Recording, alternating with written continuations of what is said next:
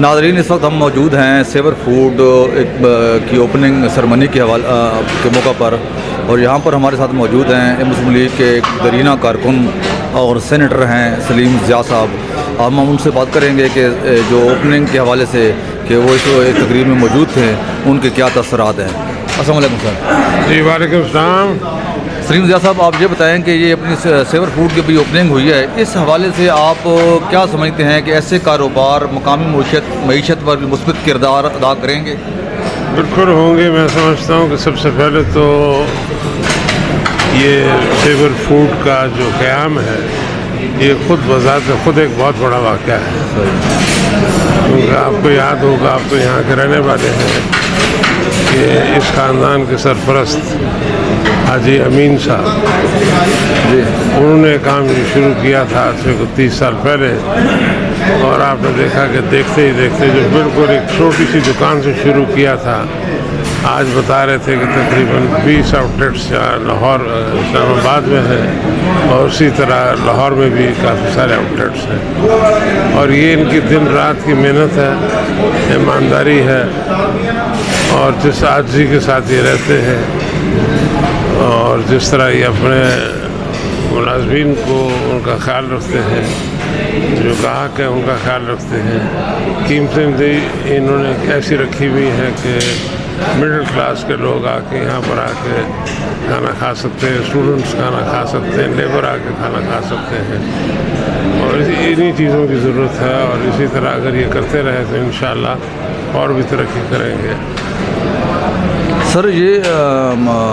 یہ بتائیں کہ آپ جو ہے نا، ایک آپ کا بیک گراؤنڈ ہے پولیٹیکل حوالے سے، میں اگر بات کروں، آپ سینیٹر بھی ہیں، اور اس وقت ملک کی جو صورتحال ہے، اس وقت موجودہ صورتحال ہے، یہ ایک سیاسی حوالے سے بھی بڑا گرما گرمی ہے، نئے نئے بل آ رہے ہیں اس حوالے سے، لیکن آپ کیا کہتے ہیں کہ اس مہنگائی کے دور میں یہ جو فوڈ انڈسٹری ہے وہ ان کے لیے ایک چیلنج نہیں ہے کہ اپنے آپ کو برقرار رکھنا؟ دیکھیں جی، فوڈ انڈسٹری ایسی ہے دنیا بھر میں، وہ اس کا ہر جگہ کام چلتا رہتا ہے، تو کھانے پینے کا شوق سب لوگوں کو ہوتا ہے، اور زیادہ تر کھانے پینے کی انڈسٹری کو اتنا فیکٹری ہوتا جتنا دوسری انڈسٹریز کو ہوتا ہے۔ تو لوگ آپ یہاں بھی دیکھیں کہ ہر طرح کے ریسٹورنٹ ہیں، مہنگے بھی ہیں، درمیانے بھی ہیں، سستے بھی ہیں، تو اس کے حساب سے لوگ ضرور یقینی طور پر باہر نکلتے ہیں، وہ ناشتے کا وقت ہو یا رات کا وقت ہو، لوگ باہر آ کے کھانا کھانا پسند کرتے ہیں۔ سر، اس موقع سے فائدہ اٹھاتے ہوئے میں کیونکہ پچھلے دنوں یہ بات بھی سامنے آئی تھی کہ کچھ کم از کم میرے خیال میں 19 ادارے ہیں جو پاکستان حکومت پرائیویٹائز کرنا چاہتی ہے، اس میں اسٹریٹ لائف کا نام بھی تھا، تو سب اسٹریٹ لائف کا نام تھا، تو اس حوالے سے آپ کیا کہتے ہیں کہ اس کو واقعی اس میں کوئی حقیقت ہے یا نہیں ہے؟ کیونکہ بہت سارے لوگ وہ اسٹریٹ لائف کے ممبر بھی ہیں، اور پالیسیز بنائی ہوئی ہیں، لوگوں کو خدشات ہیں اس بات سے کہ یہ پرائیویٹ ہو جائے گا تو وہ عدم تحفظ کا شکار ہو رہے ہیں، اس بارے میں کیا کہیں گے؟ نہیں، یہ میرے خیال یہ ایک صرف افواہ ہے، کیونکہ اسٹریٹ لائف کارپوریشن تو ہے جو 40 نامی گرامی اسٹیٹ آرگنائزیشنز ہیں، ان میں سے نمبر 1 ہے، یہ سب سے زیادہ منافع بخش ادارہ ہے، اور پرائیویٹائزیشن کی طرف تو وہ ادارہ جاتا ہے جو نقصان میں جا رہا ہو، تو یہ تو فائدے میں بہت فائدے میں ہے، اور کئی سالوں سے ہے، مستقل فائدوں میں ہے، اور اس وقت تو نمبر 1 ہے، تو میں نہیں سمجھتا کہ اس کی پرائیویٹائزیشن کی طرف ہو، اگر ہو بھی تو میں سمجھتا ہوں اس میں حرج نہیں ہے، وہ ظاہر ہے ایک بہتری کے لیے کام ہو رہا ہوگا، لیکن میں ضرورت نہیں محسوس کر رہا اس سے۔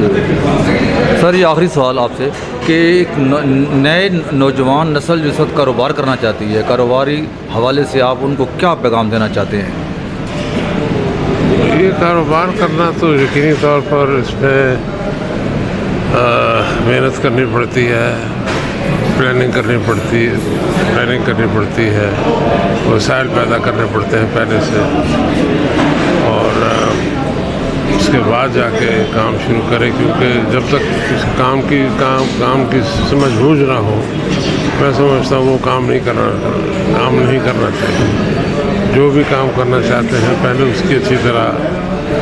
ट्रेनिंग ले लें, समझ लें, वसाइल अपने पास होने चाहिए। ये भी नहीं कि पूरे के पूरे वसाइल उसमें लगा दिए जाए, ऐसा नहीं होना चाहिए। वसाइल जितने आपके पास हैं उसके तकरीबन आधे लगाएं, आधे संभाल के रखें, ताकि अगर नुकसान हो जाए खुदा न खास्ता तो कम से कम आपको सांस लेने का मौका मिल सके। सर एक आखिरी सवाल और पूछेंगे आपसे कि as compare to other food brands आप सेवर फूड में कोई किस हवाले से देखते हैं कि इनकी कामयाबी का राज क्या हो सकता है, और नईम साहब की जो सरपरस्ती है उस हवाले से आप क्या कहेंगे? इनकी कामयाबी का सबसे बड़ा राज ये है कि ये